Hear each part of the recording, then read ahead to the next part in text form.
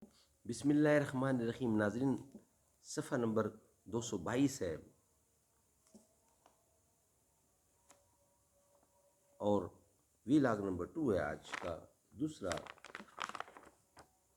Vlog ہے۔ ناظرین، کتاب کا نام ہے معارف القرآن۔ سورۃ الفاتح سے لے کر سورۃ البقرہ تک، پہلا پارہ سے لے کر تیسرا پارہ تک رکوع ہے 8واں۔ رائٹر ہیں اس کتاب کے مولانا مفتی محمد شفیع صاحب عثمانی رحمۃ اللہ علیہ، مفتی اعظم پاکستان ہے۔ بسم اللہ الرحمن الرحیم۔ الحمد للہ وکفا وسلام علی عبادہ الذین اصطفیٰ۔ نبی کا نام لب پر ہو، نبی کا نام لب پر ہو تو لب مہکے زباں مہکے، عرب مہکے عجم مہکے تو یوں سارا جہاں مہکے۔ Vlog number 2 page 222۔ امام غزالی رحمۃ اللہ نے اس کی یہ وجہ بیان فرمائی ہے کہ فقہا باطنی احوال اور قلبی کیفیات پر حکم نہیں لگاتے، بلکہ وہ تو صرف اعضائے ظاہرہ کے اعمال پر ظاہری احکام بیان کرتے ہیں، اور قلبی کیفیات پر حکم نہیں لگاتے، بلکہ وہ تو صرف اعضائے ظاہرہ کے اعمال پر ظاہری احکام بیان کرتے ہیں۔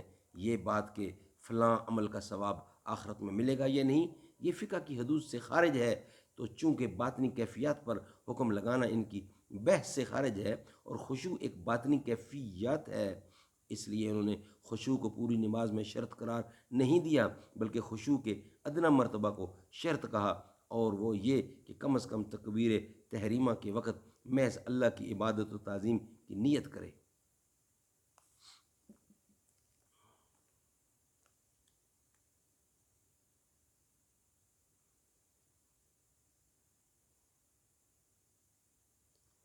خشوع کو پوری نماز میں شرط قرار دینے کی دوسری وجہ یہ ہے کہ قرآن حکیم کی دوسری آیات میں تشریع احکام کا یہ واضح اصول بتا دیا گیا ہے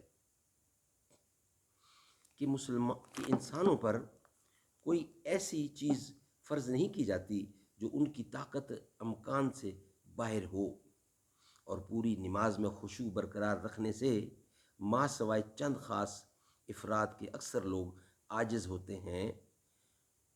اس لیے تکلیف ما لا یطاق سے بچنے کے لیے پوری نماز کی بجائے صرف ابتدائی صلاۃ میں خشوع کو شرط قرار دے دیا گیا ہے۔ خشوع بہت ضروری ہے، لیکن یہ نہیں ہے کہ اگر خشوع نہیں ہے تو نماز نہیں ہوتی، اتنا ثواب نہیں ملے گا جتنا کہ خشوع ہونے سے ملتا ہے۔ ناظرین، آج کا دوسرا ویلاگ کمپلیٹ ہوا۔ انشاءاللہ آپ سے ملاقات ہوگی ویلاگ نمبر 3 پر۔ قرآن کریم کا ترجمہ اور تشریح آپ کے لیے پیش کرتے ہیں ہم۔ سرتاج نبی دی خلافت نو چوں یاراں نے تھمکایا ہے، جنہیں اپنے اپنے دور اندر وہ رنگ اسلام نو لایا ہے۔ صدیق نو تاج صداقت دا پایا، فاروق عدالت نے عثمان حیا ہے سخاوت دا، حیدر کرار شجاعت نے کردار نبی دے یاراں نے، کردار نبی دے یاراں نے کیا رنگ اسلام جمایا ہے، کردار نبی دے یاراں نے کیا رنگ اسلام جمایا ہے۔ سرتاج نبی دی خلافت نو چوں یاراں نے تھمکایا ہے، او جنہیں اپنے اپنے دور اندر وا رنگ اسلام نو لایا ہے۔ ਸਰਤਾਜ ਨਬੀ ਦੀ ਖਿਲਾਫਤ ਨੂੰ।